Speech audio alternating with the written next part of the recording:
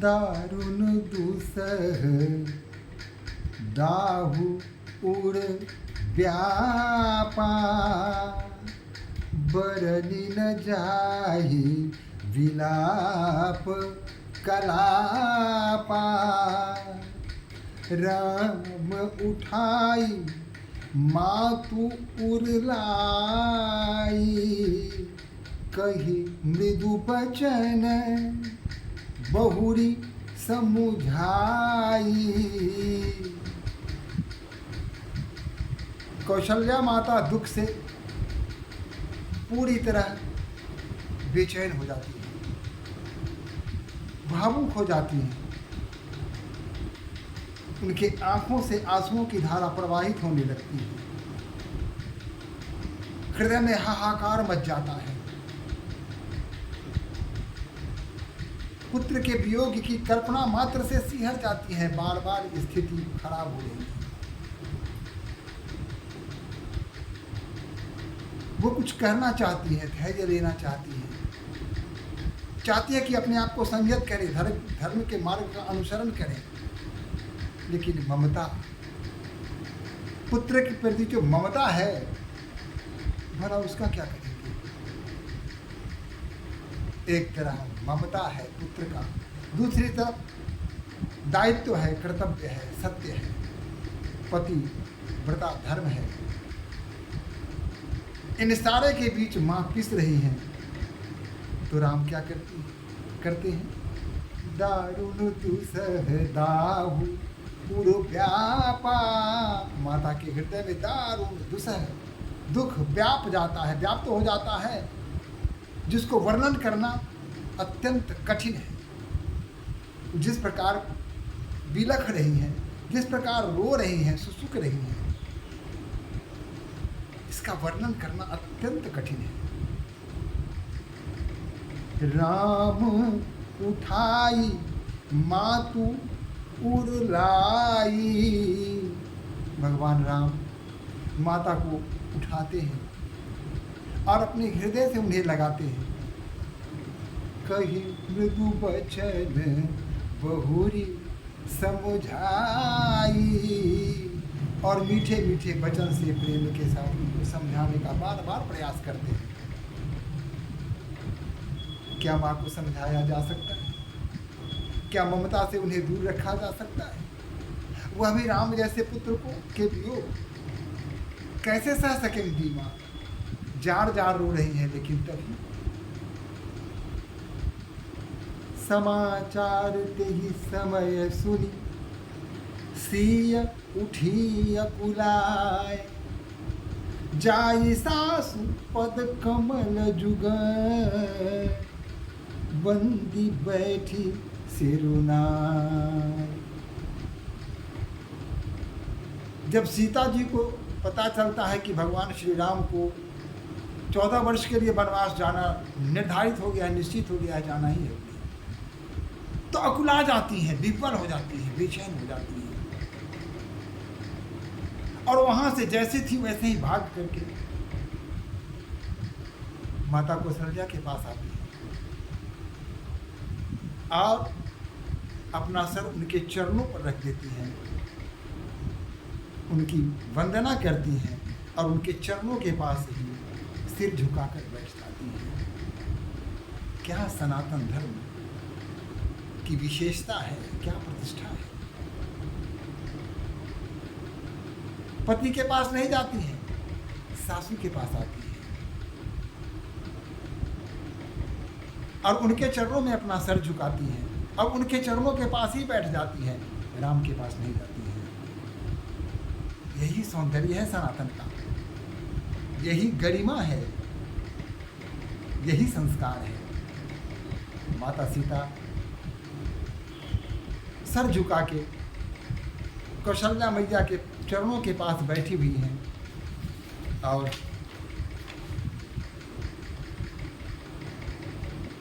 माता कौशल्या उनके माथे पर हाथ रख देती है, आशीष देती है। दिन आशीष सासु मृदुबानी अति सुकुमारी देखी अकुलानी। सीता मैया ऐसे ही नहीं आती है, निश्चय करके आती है कि मुझे भी राम के साथ वन जाना है, जहाँ पति होंगे मुझे वहीं रहना है। पति के बिना अपने अस्तित्व की कल्पना तक नहीं कर सकती है पतिव्रता नारी का। यही तो मात्र है, यही तो विशेषता है। पति के बिना अपने अस्तित्व की कल्पना मात्र से सिहर जाना, ये भारतीय नारी की परंपरा है। निश्चय करके आती है कि मुझे भी उनके साथ जाना है, पति जाएंगे तो मैं भी जाऊंगी। कौशल्या माता समझ जाती हैं कि सीता के मन में कौन सा निश्चय है, क्या निश्चय करके यहाँ आई है। और तब अति सुकुमारी देखी अकुलानी, कोमलांगी, छू दो अगर, छूने मात्र से दाग पड़ जाने वाली त्वचा, जो धरती पर पैर नहीं रखती हो, ऐसी सुकुमारी को देख करके उनके अंदर व्याकुलता बढ़ जाती है, वो व्याकुल हो जाती है। बैठी नमित मुख सोचती सीता, रूप रास पति प्रेम पुनीता। सीता सोच रही है कि यह रूप, यह राशि, ये जो कुछ भी है, यह पति के प्रेम से ही संबद्ध होता है। पति का प्रेम है, पति का सानिध्य है, पति का साथ है, तो सौंदर्य भी अच्छा लगता है, शुभ लगता है। लेकिन पति नहीं हो साथ तो सौंदर्य किस काम का। चलन चहत भन जीवन नाथु, के ही सुकृति सन हो ही साथु। हमारे प्राण प्रिय, हमारे पति, हमारे नाथ वन जाना चाह रहे हैं। उनके साथ जाकर के मैं भी पुण्य की भागीदार बन जाऊंगी, मुझे भी सुकृति मिलेगी। कौतनु प्राण की केवल प्राणा, विधि कर तब कछु जाई न जाना। शरीर है तो प्राण की प्रतिष्ठा है, प्राण है तो शरीर की प्रतिष्ठा है। प्राण नहीं तो शरीर किसी काम का नहीं, शरीर नहीं तो प्राण को लेकर क्या करेंगे। सीता मैया का कहना कि वह तो शरीर मात्र है, उसके प्राण तो भगवान श्री राम हैं, वही नहीं रहेंगे तो इस शरीर का क्या होगा, इसका क्या महत्व है, इसका क्या उपयोग है, यह किस काम का।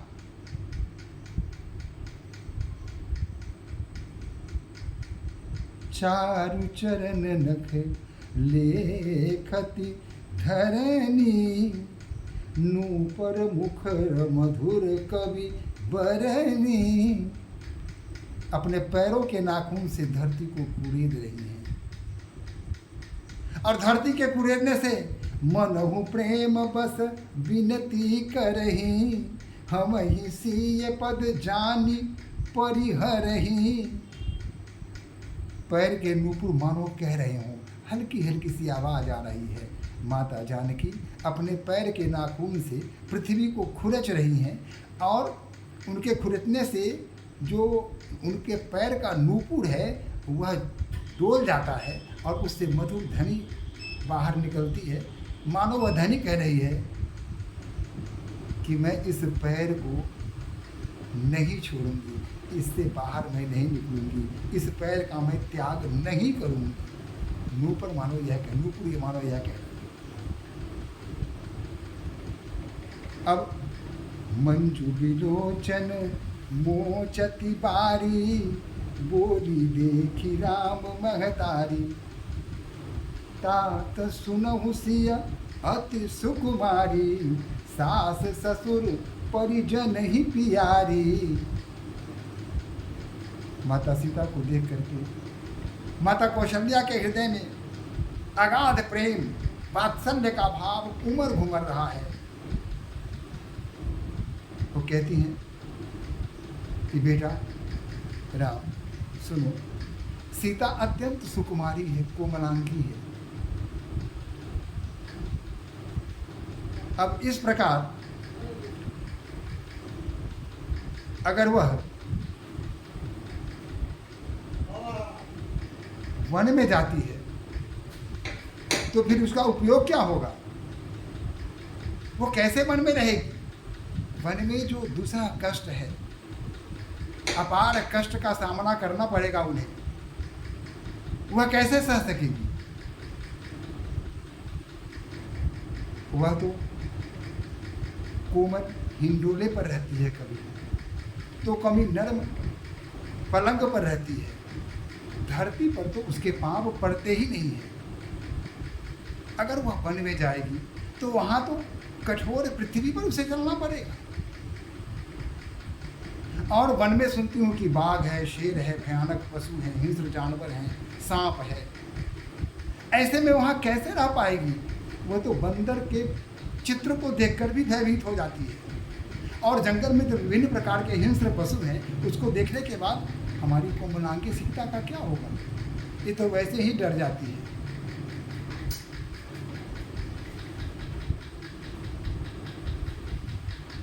ऐसी स्थिति में मैं समझती हूँ कि सीता हमारे साथ ही रहे। हम इसकी देखभाल करेंगे, जैसे आँखें पुतलियों की रक्षा करती हैं, जैसे शरीर प्राण की रक्षा करता है, वैसे ही हम अपनी बहू, हम अपनी बेटी जानकी की रक्षा करेंगे। जब से आई है तब से इसे मैंने अपने ममता की छांव में समेट के रखा है। हमें इस पर किसी प्रकार की ऐसी हवा नहीं लगने देना चाहिए। इसे रहने दीजिए।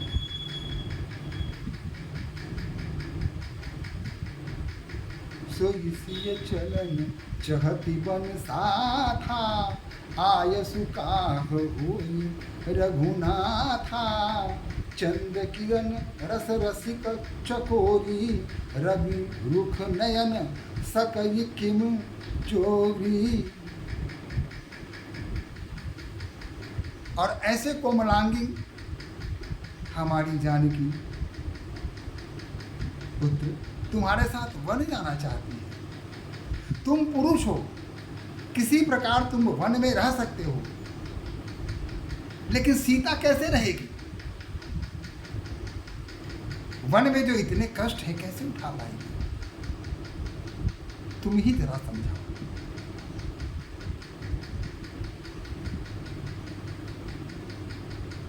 भगवान राम कहते हैं, मां आप ठीक कह रही हैं, मैं भी यही चाहता हूं कि जनक दुलारी आपके साथ ही रहे। वन में बड़ा कष्ट है, बड़ी कठिनाइयों का सामना करना पड़ेगा। यहाँ राजमहल में वह समतल भूमि पर नर्म कालीन पर अपना पैर रख के उतरती है, लेकिन वन में तो वहाँ छोटे बड़े कंकर पत्थर चारों तरफ बिखरे पड़े होते हैं। कहीं झाड़ है, कहीं कांटे हैं, ऊबड़ है, खावर है, कहीं नदी है, कहीं नाले हैं, कहीं पहाड़ है, कहीं पहाड़ी है। चलना अत्यंत कठिन है। ऐसी स्थिति में जानकी कैसे वहाँ रह पाएगी, कैसे चल पाएगी? जो कोमल नर्म बिस्तर पर जिसको सोने का अभ्यास हो, वहाँ तो कठोर धरती पर सोना पड़ेगा। यही नहीं, वहाँ जो वस्त्र मिलेंगे वह भी वलकल मिलेंगे, पैरों की छाल वहाँ पहनना पड़ेगा। वहाँ कंदमूल खाना पड़ेगा, वह भी प्रतिदिन कंदमूल मिल ही जाए इसकी भी आशा नहीं की जा सकती। कभी भूखे भी रहना पड़ सकता है। विषम स्थिति वहाँ होगी। चारों तरफ हिंस्र पशु विचर रहे होते हैं। कहीं बाघ है, कहीं शेर है, कहीं भालू है, कहीं बंदर हैं, कहीं सियार है। इस तरह के हिंस्र पशु चारों तरफ घूमते रहते हैं, भयानक भयानक आवाज करते हैं। क्या ऐसे में वहां उधर रह पाएगी? तुम ही सोचो जानकी। यही नहीं बल्कि वहां राक्षस, दैत्य, ये सब विभिन्न करोड़ों करोड़ों प्रकार के रूप बदल के चारों तरफ घूमते रहते हैं और लोगों को उठा के ले जाते हैं और नर भक्षण कर जाते हैं, नर मांस खाते हैं। वो उठा के ले जाकर मनुष्य के मांस को खा जाते हैं, सीधे चबा जाते हैं। ऐसे ऐसे वहाँ राक्षस भरे पड़े हैं। वहाँ कैसे रह पाओगी तुम? सोचो, आप विचार करो।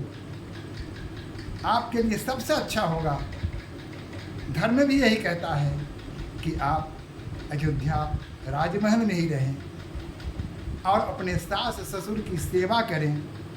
इससे बड़ा कोई धर्म नहीं है। और फिर दिन बीतते कोई समय नहीं लगेगा, देखते देखते 14 वर्ष बीत जाएंगे और मैं शीघ्र वापिस आ जाऊंगा और फिर हम सभी एक साथ रहेंगे। फिर वही खुशी, वही आनंद, वही उत्सव। इसलिए जानकी, आप विचार कीजिए, सोचिए। आप आवेश में आकर, भावना में बहकर कोई निर्णय मत लीजिए। ये आपके लिए, हमारे लिए, आपके सास और ससुर के लिए, पूरे परिवार के लिए हितकर है कि आप अयोध्या में ही रह जाएं और हम वन की ओर प्रस्थान करते हैं। सीता मैया चुपचाप सुनती है, कोई उत्तर नहीं देती हैं। राम समझाते रहते हैं।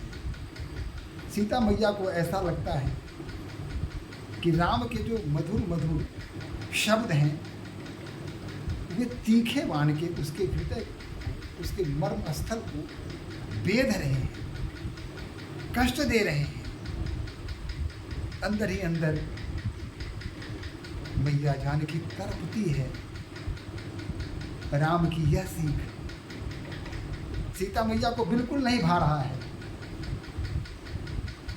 वो अंदर ही अंदर सोच रही है कि जो कुछ भी हो, मुझे तो राम के साथ जाना ही जाना है। मैं इनके बिना रह नहीं सकती।